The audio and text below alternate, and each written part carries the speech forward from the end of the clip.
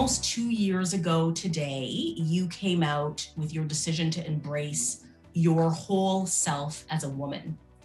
And you did it not only with family and friends and colleagues, but in front of thousands of RBCers. I'm not a big fan of labels because I don't think labels do justice to the whole human being.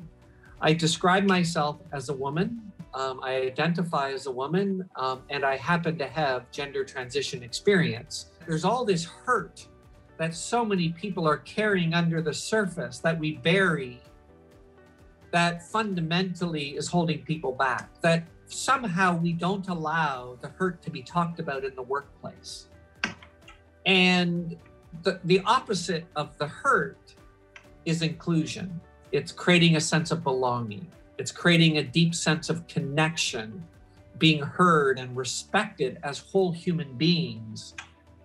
And, you know, I feel blessed now. I feel blessed that I've been able to learn about other human beings' experiences at such a deep emotional level. Sometimes it's an emotional burden, but overall, I feel blessed that I have a window into humanity where, one, I don't feel alone anymore. I felt alone and broken for years, and I suppressed it by being driven and, you know, many other things, but I no longer feel alone.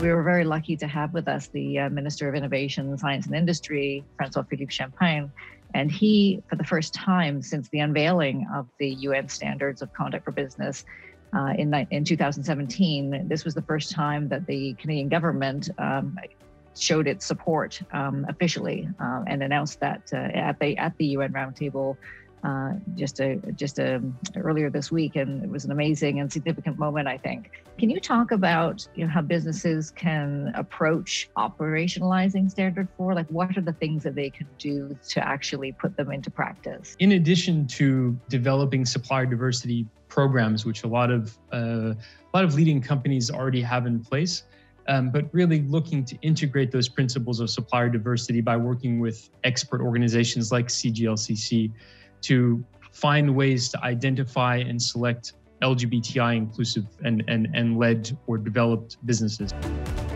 Hand over hand and foot over foot, we walked until we made it to the summit. And we collapsed and cried, and we're a group of men that isn't afraid to cry.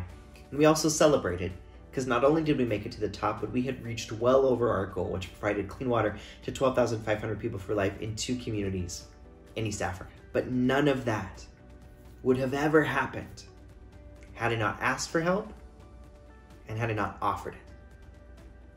Now, if we think about that from a corporate and business perspective for a second, this idea of asking for help, we know that when we hire new employees, they're going to need to ask for help to navigate all of the things. But there seems to be this unwritten rule, again, that as we climb the corporate ladder, that, it's not okay to ask for help, that makes you a weak leader, when in actuality, it's the complete opposite. Number one, asking for help shows your humanity. And I think it's so important when we're in a leadership role, because every now and then the power dynamic can be a little overwhelming, and to break that down a little bit can be extremely powerful. Not only does it show your humanity, but it rallies a group of people around a specific problem. So suddenly you're not tackling that problem on your own. You've got a group of other people that are going to help you. And whether you succeed or not, it doesn't matter. And you can talk about what you learned afterwards. But having that support is so vital. And specifically as we start to look at, this new world and how do we become unstoppable, asking for help is the best way to do that.